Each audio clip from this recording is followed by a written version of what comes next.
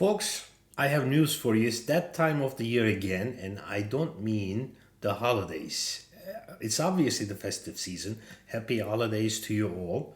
But around this time of the year, every year, Salesforce product teams drop the new release notes for the spring release.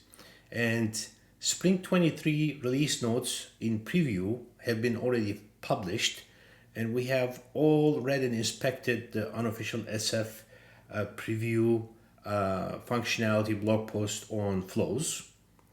I have even written a newsletter edition that talks about the fact that we don't have a 2000 elements executed limit anymore in flow interviews, which is fantastic news. Now we can loop through records as much as we need, and we are not going to experience any problems. We are not going to see that error anymore. We still need to worry about, obviously, several governance limits, but the number of iterations or number of elements executed is not going to be one of them.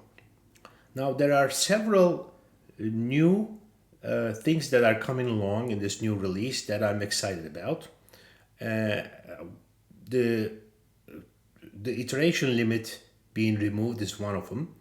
And also, I'm quite excited about the fact that the data table component now is generally available. I mean, we actually looked at this one before, it was in beta, and now it's generally available and we can freely use it. And along with that, I read on unofficial SF that we can also use a new functionality in beta that helps us search for contact and lead records in our org.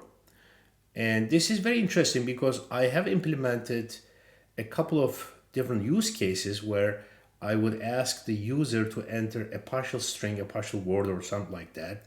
And I would use a SQL statement, a get statement, with a contains operator to go get a record, to go find the record. And, I would present possible matches to the user for them to select and then proceed whatever they want to use that record for.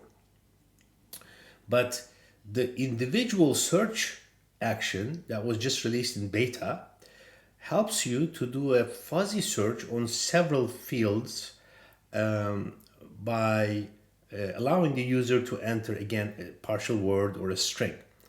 And you can search for the contact using the name, the phone field, the address, several different things. And I think it does a fuzzy search, and this is going to be extremely helpful for the users in the near future. And there were several advancements, obviously, in dynamic forms for flow. Still, many argue that they are missing some critical functionalities in dynamic forms, so they are not ready to use it for their primetime projects. But there are several advancements. We have the Lookup, for example, available now in this release. We still don't have the currency field; it's not supported, and then the admins cannot freely choose what should be required and not required. That seems to be one of the issues that many admins have before they can use this functionality in their projects widely. And obviously, another functionality I'm excited about, and that's still in beta still, but it's very good, is the new choice lookup component, and that gives us the functionality to present the pick list choices to the user and make them searchable. Like when the user starts entering two letters of a country, for example, the choices are narrowed down like in a live fashion on the screen for them, and it makes things like choosing country from a long list much easier. And it's a big UI improvement. That's also something I'm quite excited about. So without further ado, let's go into a demo that I prepared, and let's start playing with some of this functionality and see what we can do with the new Spring 23 flow improvements. Enjoy!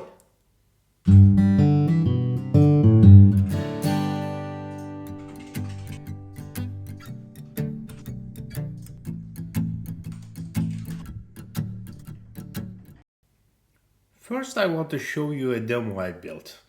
So this is a contact data table screen flow to demonstrate the data table functionality.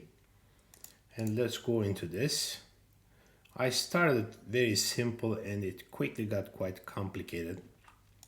So now what we are doing in this flow, first let me show you how it looks in debug mode, is it runs on a case record. It's meant to be deployed and distributed on the case page layout. So once you point it to a case record, you can actually search for a contact record in the org to associate this case record with. And when you search, you can enter any string that's actually longer than 2 letters. It won't take anything less than 2 letters, 2 characters. So once you click on next, the system is going to return to you all the matches in the new generally available data table component. And you get to configure all these columns. You can pick which field values are going to be shown in this table. And you can also rename the column headers. If you think the standard field name is not good for you, you can rename it. Once the user is interacting with it, they can actually change the width of these. It's responsive that way. And you can check whether you want to wrap text or clip text in that particular column.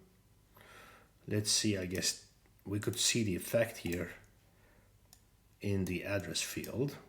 Wrap versus clip. It didn't make much of a difference. So the one thing that's not available here yet is there are no settings that allow you to set what the default column width should be at the time of the initial run, right? And then after you see these, you can choose one of these contacts. Say, okay, this is the one I'm looking for. And there's a screen that's shown to you that says you're about to assign this case. And the case subject is starting up generator consumes excessive power to the contact Harvey Dent. Click next to complete the transaction. And when you click next, it's going to associate the case. Here is my update records element executing with this contact record. So let's inspect the flow design here. And what we are doing here is we have actually a search screen where we are expecting simple text input. And then after that, we are using the newly available, but in beta, individual search. This individual search action allows us to search in contacts or leads. We can search all fields, only phone fields, name fields, or email fields. And then we'll feed the string to this action to return the results. And this is where it gets interesting. The results that it returns is going to be the individual contact IDs or names. And here, and this is going to, the results are going to be in a text collection. So if you are going to use the field values for each of these contacts, then you're going to have to loop to get those records, because the individual search action doesn't give you the full record. It only gives you a text collection of the IDs. And here I'm looping through the contacts. As you can see, this is also one of the new functionalities that we have in Spring 23. The comments that we are entering inside the elements are visible on the canvas. When you hover over it, you can see that there's a comment entered in here, and then when you hover over that logo, you can see what's written in it, which is immensely helpful. I didn't realize until this point, though, we didn't actually get any comment sections in screen components, screen elements, and apparently we don't have any. Well, we have it for the action, which is great, but you know, for some of the elements we actually don't get any. So then when we loop through these IDs and get the contacts, what we're going to have to do is, if we're going to use the data table component, we need to create a collection of all these records. And I created a contact collection record variable that I'm using to accumulate all these contact records that I'm getting. And I also inserted a counter here, which I'm going to explain why that would be necessary. Now, here's the interesting part. I could not find a good way of checking whether the results that are coming from the individual search is null or not. I actually have done a collection is null, a global constant true check, and that does not seem to work. So the collection that's coming back, even if there are no matches with the search, is not null. It does not have an ID, but it's not null. So what I have done here is, because what ends up happening is, like, when you don't have any matches, you go to the loop element. You just don't loop, you know, like there are no iterations. And what I'm checking here is, at the end of it, because I don't really want to show an empty data table component on my screen, I'm checking whether the counter is 0. And I have initialized the counter variable, and the initial value is 0. If the loop runs, I'm actually adding to the counter 1 with each iteration. And in this case, because there are no results returned, the number is going to be 0, which then is going to send me to an error screen saying there are no matches. End of this sequence interaction. And if there are results, then I'm displaying the results here on the generally available data table component. And here I can give this a label, and then the label can be used as the table title. And then I need to point the data table component to a collection record variable, which I have created and assembled. And I can set a couple of parameters. I can tell the data table component to accept a single selection or multiple selections, or make the data table component view only. Now here, please note that we do not have the capability to edit field values, which we do have with the unofficial SF component. I guess it should be coming in the coming releases. We could require the user to make a selection, which I did not. There could be a default selection, which I'm not using here. And here is where I'm setting up all the column headers and the columns, and you know what fields are going to be displayed. And with this release, we didn't have that with the beta functionality. With this release, we can use fields like name and address that are essentially like combined values. You know, name is first name plus last name, and address is a combined value of multiple fields like street, city, zip, postal code, and that kind of stuff. And I can choose here whether I want to wrap text by default or clip text. And here is where I set up the column headers. I guess I can't go from this setup to the other ones. I couldn't show you the next ones, but mailing address is one that, because mailing address field name does not have space in between these two words, I have used the custom label there.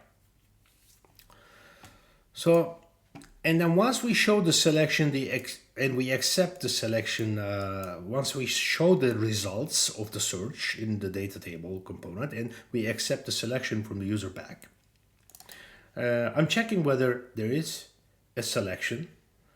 Now, the selection output from the data table component can be a collection, or it can be a single selection. Lucky for us, there is actually a record variable that's provided for the first selected row, which is quite useful, because if you're allowed only one single selection, then you won't have to loop through the results to see whether there's only one selection or multiple. You can just check the first one, and you know that you're not allowing for multiple selections anyway. So if there's a selection, you can go down this path. There will be a confirmation screen, which we have seen. And then once the confirmation screen is passed, by clicking next, we update the case record with the record ID of the case ID using the contact selection that's coming from the contact data table. And if nothing is selected, this is also an interesting experience here. If nothing is selected, I'm going down this path and I'm saying, okay, you have not selected a contact, please start your search again. But then when I connected this one to the search screen again, I sent the user back, I was getting repetitive results, because the collection was accumulating all the different contact records that go through all these different iterations. If you have not selected anything and you went through this like 3 times, you would actually add to the same collection all these different contacts. So that's why I assign null to the record variable here. I reset my counter, and then I throw the user back to the search screen here. So that's what we are essentially doing here, and we can actually use this one if we wanted a customized experience of searching for users and assigning them to the case. So let's see how this works on a record here, on a case record. We have a button here, quick action button deployed, and once I click on assign contact, the screen flow launches, and I can again plug in the +44 country code for phone number, and I see John James is the contact I want to use for this record. And it says now, please confirm you're about to assign the case title starting up generator consumes, and it's this case over here, to contact John James. Click next to complete the action, and now the contact, it used to be Harvey Dent, now the contact associated with this case becomes John James. Voila, folks. Let's look at another functionality really quickly here. So we have the new choice lookup component, which is fantastic. This is something that several users have asked for in the past. When I worked with organizations, they would always say like, okay, we have a long list that the users can select from, and we want the pick list input to be searchable for the user. And I have even set up custom objects and lookup components to kind of simulate the same kind of functionality, but it's not the same thing. Now, I created a simple screen here to show you the new functionality. And this is running on opportunities, and it is going to simply pre-fill the opportunity field values, and then you're going to be able to change some of those field values and add new values to the record. And there is an origin country field I have created on the opportunity object. It's a custom field with a long list of choices, all the countries in the world based on ISO lists. Now, here is the standard pick list component. You can see that you have to scroll to find a country in this pick list. You can start typing. If you start typing G, it's gonna go to the first choice with G. You can start typing a couple of letters together. You can say, okay, well, FI, FIG, FIJ, and it's gonna go to that one. That's helpful, but it's quite overwhelming when you have so many choices. Now, with the new country choice lookup beta component, the experience becomes like this. First of all, you can prefill a string here that kind of is an instruction for your users. This here, please choose country, is not really an entry. It's going to disappear as I click on it. And once the user clicks on it, they see all the choices that are available. They can scroll through them. This is similar to the pick list that we have just seen. But as they start typing, they are going to see a subset, a filtered selection of all the choices that are available with AF in them. So that's very helpful. It's very helpful, and it's going to make our lives much easier. And this is actually how the component looks here. Let me just show you choice lookup beta. And this is where you enter the placeholder text. And this is your pick list choice set that can be assigned from a pick list, or it can be a record choice set. It can be a collection. You have several options there. Enjoy.